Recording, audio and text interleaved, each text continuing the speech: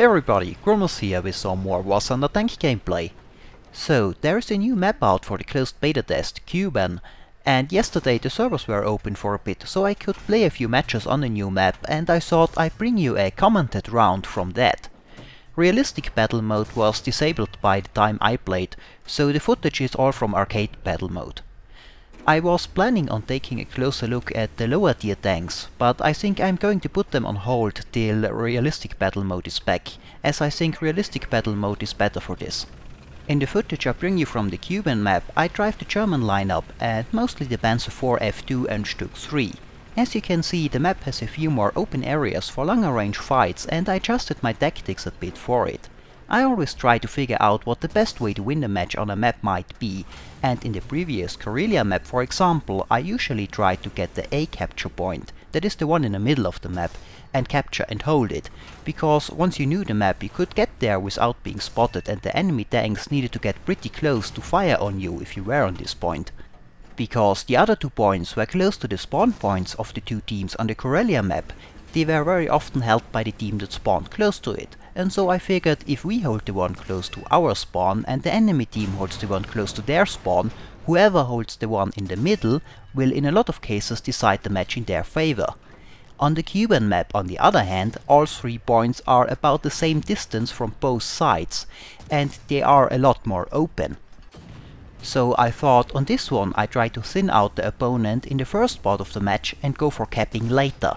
The idea being that we hopefully manage to take out most of the enemy team's higher tier tanks rather fast, and then after that hopefully have an easier time capping and holding the points against mostly lower tier tanks. I just wanted to explain that so you know what my basic idea is in the match that I show you. Of course, that is a preliminary idea. It is the first time I play the map and the game is still in early beta, so there is no telling yet if this is actually a good idea or not. But let's take a look at the round where I try this approach. I start off in a Panzer IV and I move to the high ground overlooking the B point. I try to stay hull down in the depression next to the road, and I can spot some smoke at the high ground on the other side. It turns out it is another Panzer IV and I manage to set him on fire with the first shot. That most of the time knocks out the tank sooner or later, but I decide to keep firing till he is down to make sure. And after he is down I can see another plume of smoke to the left. A second Panzer IV, and the hit in the ammo rack takes him out pretty spectacularly. Now those 2 Panzer IVs already showed a gameplay element that has proven to be very important on this map. Smoke. As you might have noticed, the name tags don't show up as soon as they did in earlier builds in the beta, a good thing in my opinion, so it is now often harder to spot hidden opponents if they are some distance away. And the best way to do it is to keep an eye out for smoke plumes, either from them firing their gun, which creates a lot of smoke, or dust from shell impacts if your teammates fire on a target you have not seen yet. In this case I know there's a tank on the hill in front of me, because I saw the smoke from his gun, so I try to get up the hill and hopefully surprise him. First I check the other way though to make sure there is no tank that could fire in my back while I climb up the hill.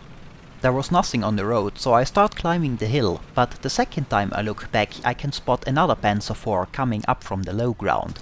I fire one snapshot at him as soon as I can, and then for the second shot I aim more carefully at the driver's vision board, which has proven to be a weak point on the Panzer IV that almost always leads to the destruction of the tank.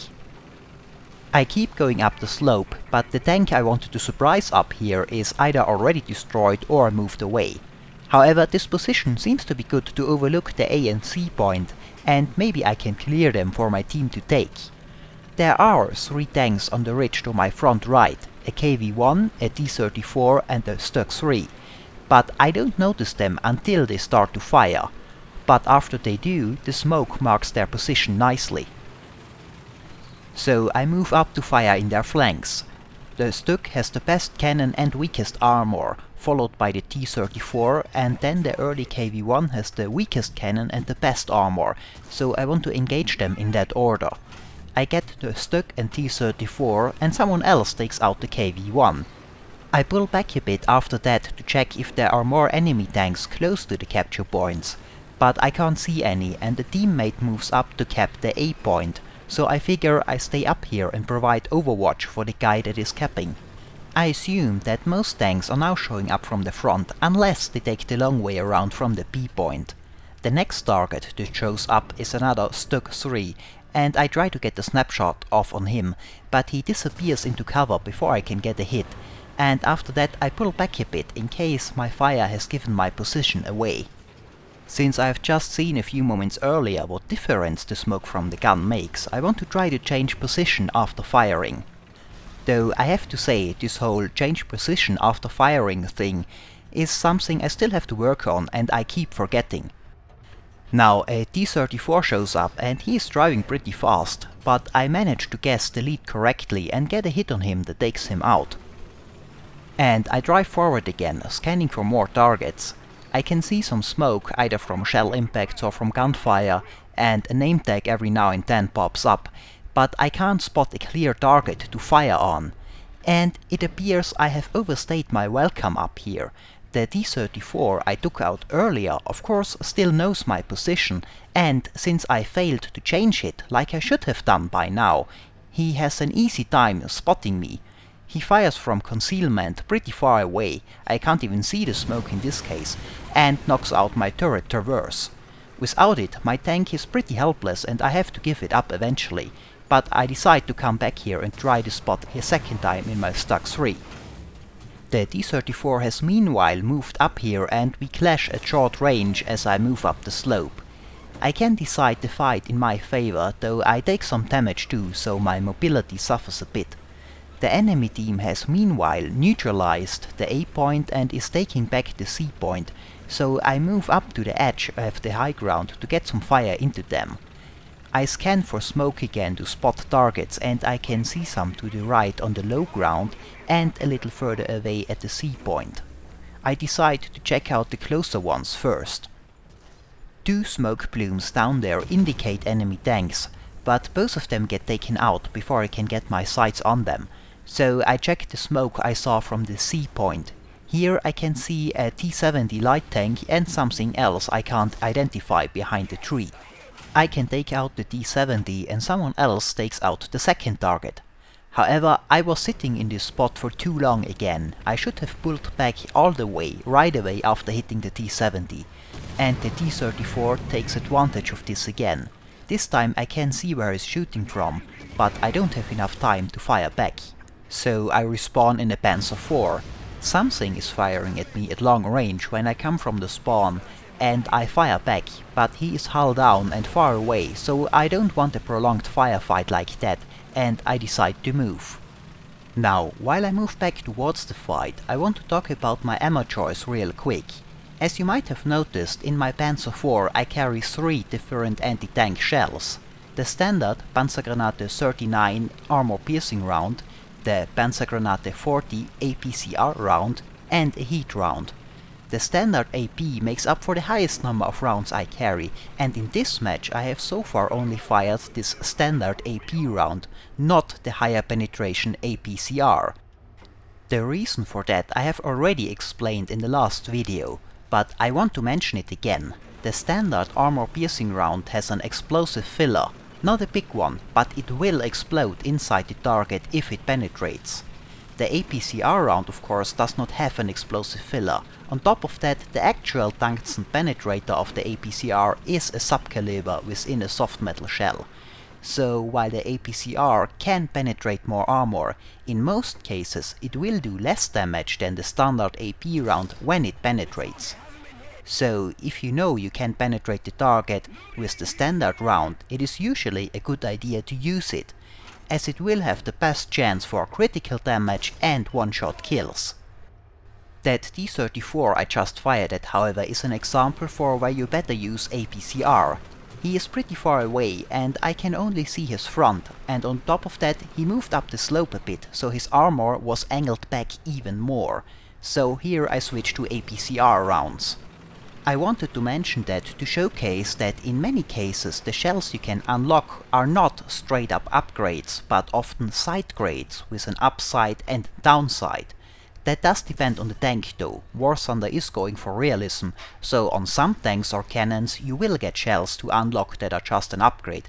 However, for the Panzer IV and Stug 3 this is not the case, and it is in my opinion a bad idea to carry only APCR rounds. Now back to the match. Someone finished off the T-34 I fired on initially, and I'm firing on a second one. I got a hit on his side, but I did not take him out. Now that I can fire on his side, I want to switch to AP rounds with their higher damage potential. However, I switch too soon and the reload restarts, so I don't get a second shot off on him. And then someone hits me and I pull back a bit.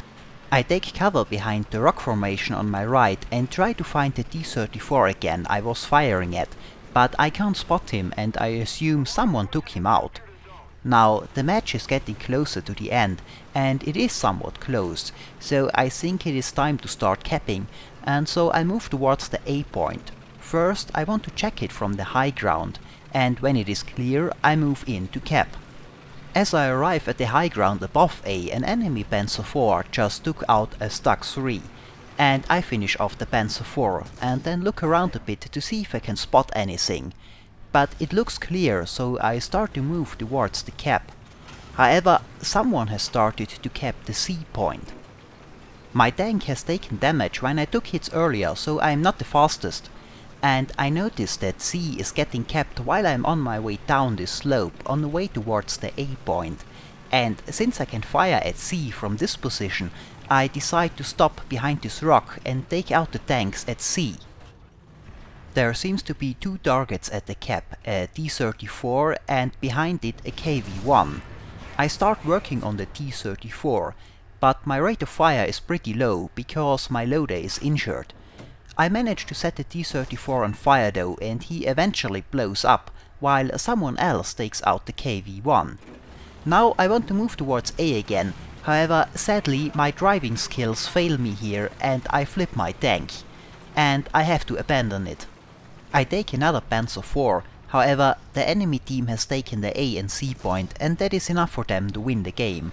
So sadly this time my tactic did not work out. It was still a nice match though, I think. And this is it for this video. As always, I hope it was entertaining, thanks for watching, and maybe I'll see you next time.